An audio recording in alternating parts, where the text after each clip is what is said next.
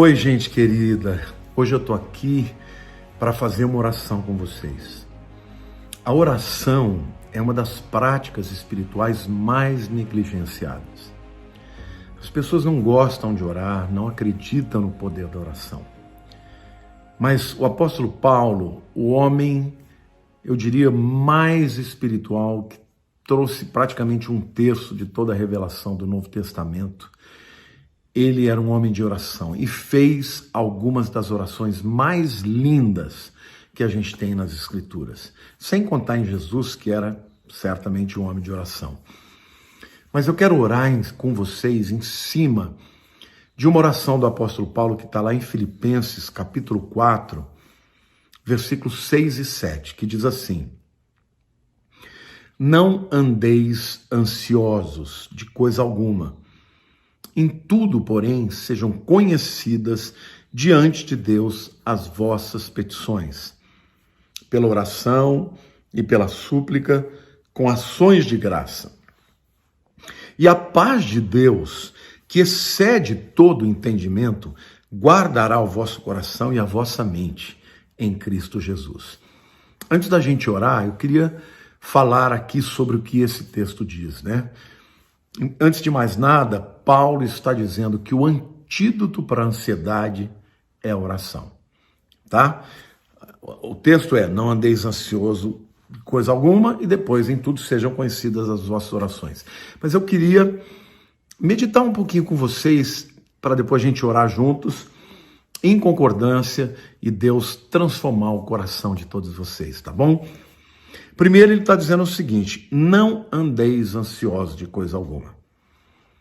Bom, o andar ansioso já pressupõe um estilo de vida. E é interessante porque Paulo está falando para os crentes e da igreja de Filipenses, que era a igreja amada dele. Então até crentes fiéis a Deus, bons, que creem em Deus, podem viver uma vida de ansiedade, depressão, né? Pessoas que estão sempre com medo de alguma coisa que vai acontecer, medo do futuro, medo do medo, né? Medo de quebrar, medo de morrer, medo de ficar doente. Existem muitas coisas na nossa vida que podem nos deixar ansiosos. E se a gente não tomar cuidado e não tiver uma atitude bem proativa em relação a essa ansiedade, a nossa vida vai ser uma vida sem alegria, sem paz, sem felicidade. Então o apóstolo Paulo está dizendo: olha, o estilo da vida do cristão não deve ser de ansiedade. Isso vai acabar com o seu testemunho, vai acabar com a sua alegria e vai acabar com a sua paz, tá? Aí ele diz: de coisa alguma. Ou seja, não existe motivo para você ficar ansioso. Ansioso é antecipar o problema antes que ele exista. Quando o problema chega e se apresenta, aí a gente pode ter os sentimentos decorrentes daquela luta que a gente está enfrentando. Mas a ansiedade é você antecipar. Então não importa do que você tenha medo, essa coisa alguma que Paulo está dizendo, não tenha. Não fique ansioso pelo que você tem no futuro. Jesus disse isso também, né? Não estejais ansiosos, não andeis ansiosos pelo que vão vestir ou comer. Ou seja, tem gente que fica ansioso na vida e deixa de curtir o presente, porque está sempre com medo do futuro. Então, não tem motivo, não tem nada nesse mundo que tenha razão para você ter ansiedade. De novo, aquilo que não existe, aquilo que não é concreto, não é para produzir medo na sua vida. Depois ele diz: em tudo, porém, sejam conhecidas diante de Deus. Esses motivos de ansiedade. Agora, deixa eu perguntar uma coisa para você. Você acha que Deus não conhece? O que Paulo está dizendo? Sejam conhecidas. Como se a gente pudesse contar algo de novo para Deus que ele já não soubesse, né? A Bíblia diz que antes de sair uma palavra da minha boca, ele já sabe. Mas então, pastor, o que você está dizendo? Eu estou dizendo, meu querido, que na verdade, Deus espera que a gente verbalize, fale do que nos traz ansiedade e medo, que a gente conte para ele, porque esse ato de contar é muito mais importante para nós do que para ele. Ele já sabe, mas quando você chega diante de Deus, se prostra diante dele, muitas vezes eu gosto de ficar ajoelhadinho ali, sabe, porque aquilo me ajuda a ter o sentimento correto de que eu preciso estar humilde na presença de Deus, que eu sou pequeno, mas ele é grande, que eu sou falho, mas ele é perfeito, que às vezes eu não sou fiel em todo o tempo, mas ele é fiel, e naquele momento que eu me aproximo de Deus, que eu me ajoelho, naquele momento que eu conto para ele, muitas vezes, quando eu termino de orar, eu já estou liberto daquela ansiedade, daquele medo, porque a presença de Deus vem para a minha vida. Então eu quero te sugerir fazer isso comigo. Daqui a pouco a gente vai orar juntos, tá? Mas é importante você entender a razão da gente não andar ansioso. Aí ele diz, em tudo, porém, sejam conhecidos diante de Deus as vossas petições pela oração e pela súplica com ações de graças. Ou seja, abre o coração, pode pedir o que você quiser. Se aquilo não for bom para você, Deus vai dizer não. Se aquilo não for na hora certa, ele vai dizer espera. Se aquilo for da vontade de Deus, ele vai te dizer sim. Mas nós devemos em tudo contar para Deus o que está no nosso coração, abrir o coração, falar com o nosso Pai, falar com o Papai do céu, com o nosso Senhor, falar com o nosso Salvador que está ali ao lado de Deus intercedendo por nós, não é isso? Quando Jesus nos ensina a orar dizendo que nós devemos pedir ao Pai em nome de Jesus, porque Ele está ali do lado do Pai, para dizer, Pai, isso está de acordo com a nossa vontade, vamos dizer sim para eles, amém? E o texto diz, né? De que forma a gente deve pedir? Com petições, com oração, com súplica. Em alguns momentos a gente se quebranta, a gente clama, a gente invoca Deus. É importante fazer assim. E aí diz, com ações de graças. Isso é muito importante, gente. Quando você... Até o ditado que diz, né? Quem canta os seus males espantas. O louvor, a adoração, o agradecimento, ele muda a nossa atitude, ele muda a nossa alma, ele muda os nossos sentimentos. E quando a gente faz isso para Deus, olha o que o apóstolo Paulo diz, e a paz de Deus, que excede todo entendimento, guardará o vosso coração e a vossa mente em Cristo Jesus. Essa frase aqui é tremenda, eu preciso falar sobre ela, porque depois nós vamos orar tudo em cima disso. Primeiro ele fala, a paz de Deus, tá? Não é a paz do mundo. A paz do mundo é circunstancial. Jesus mesmo disse, deixo-vos a minha paz, não vou lá dou como o mundo a dá. A paz do mundo você tem quando você ganha na loteria, quando você recebe uma promoção, quando alguma coisa boa acontece. A paz de Deus não, a paz de Deus ela independe da circunstância. Aliás, ela muda o nosso interior, mesmo nas circunstâncias mais difíceis. E ele diz, a paz de Deus, essa paz maravilhosa. A palavra paz no hebraico, gente, é shalom. E a palavra shalom no grego, desculpe, no hebraico, no grego é irene, tá? No hebraico é shalom. Shalom significa muitas coisas. Significa paz, essa ausência de conturbação, né? Ausência de guerra, mas significa também saúde. Então a paz de Deus também traz saúde. Os médicos dizem, a Organização Mundial da Saúde diz que 80% das enfermidades têm origem psicossomática, ou seja, na alma. Então a paz de Deus fala de saúde também.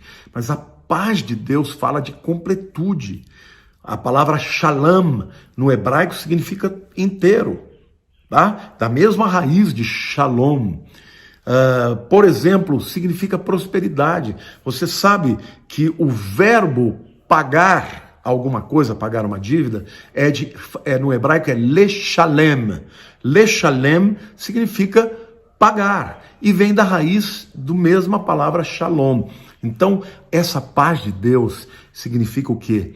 Ausência de guerra, significa saúde, significa ser inteiro, ser completo, portanto sem lacunas, significa prosperidade, abundância, e ele está dizendo, e a paz de Deus, isso tudo que Deus tem na sua paz, guardará, gente. Aliás, essa paz, ela excede o entendimento, porque às vezes você vai falar, me belisca, porque está tudo ao redor, está tudo contra, mas eu estou em paz. O que está acontecendo? Ela excede o entendimento, excede o que você está enxergando com seus olhos. A paz de Deus, que excede o entendimento, guardará, e aí ele fala de duas coisas, o vosso coração e a vossa mente, tá? Mente e psique, que fala de pensamentos, de sentimentos, de emoções, de vontade. Mas o coração fala do espírito. A paz de Deus, ela vai mais profunda do que a alma. Ela vai até o espírito e guarda o nosso espírito e a nossa mente e traz aquela paz gostosa de saber que nós somos fracos, mas Ele é forte. Nós somos pequenos, mas Ele é muito grande. Nós somos impotentes, mas Ele é o Todo-Poderoso. Eu não conheço o futuro, mas Ele conhece todas as coisas. Ele conhece o primeiro, as últimas coisas Ele conhece no começo. Ele conhece o começo, o meio, o fim. Ele conhece tudo, conhece o meu coração, o seu coração, as circunstâncias, e Ele cuida de nós. Amém? Então vamos orar juntos agora. Eu quero orar pela sua vida, pela sua família, quero orar pela sua mente, quero orar pelo seu coração e quero orar para que esta paz venha encher o teu coração. Senhor Deus, em nome de Jesus, eu quero agora interceder por todos os meus amados que estão ouvindo esta palavra, estão orando comigo e junto comigo. Senhor, tira toda a ansiedade do coração deles, todo medo, toda angústia, toda depressão, todo pânico, Senhor, todo medo do futuro, todo medo da morte, todo medo da enfermidade, Senhor, todo medo da solidão, todo medo de que as coisas não deem certo. Pai, tira isso do coração dos teus filhos.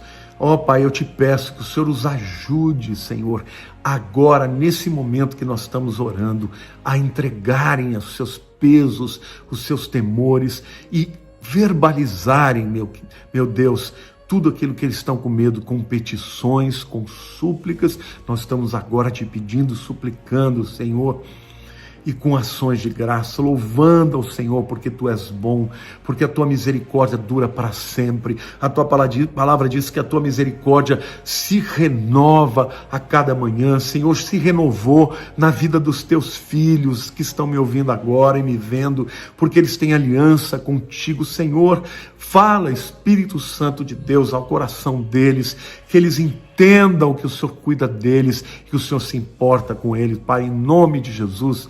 Pai, e eu oro, Senhor Deus, para que esta paz, que é tão completa, que envolve, Senhor, ausência de guerra, que envolve segurança, que envolve completude, que envolve saúde, que envolve, meu Deus, prosperidade, que essa paz guarde não só as mentes, os sentimentos, as emoções, mas também os corações, os seus espíritos. Senhor, dessa maneira, eles vão ter mais saúde, mais alegria e um melhor testemunho. Querido, o Senhor Deus te ama. Se a oração era bom para Jesus, então é bom para nós. Se a oração era bom para o apóstolo Paulo, então é bom para nós. Por favor, além de fazer esta oração, eu te peço, compartilhe com alguém que você sabe que está necessitado, porque está angustiado, porque está ansioso, porque está abatido ou porque está enfrentando um grande problema. Talvez seja morte, enfermidade, talvez esteja desempregado. Eu não sei qual é a necessidade sua e das pessoas para quem você vai enviar, mas eu sei de uma coisa: esta oração que fizemos é a palavra de Deus e ela terá resultados na vida de todos nós e de vocês também. Um beijo grande no seu coração, em nome de Jesus. Amém.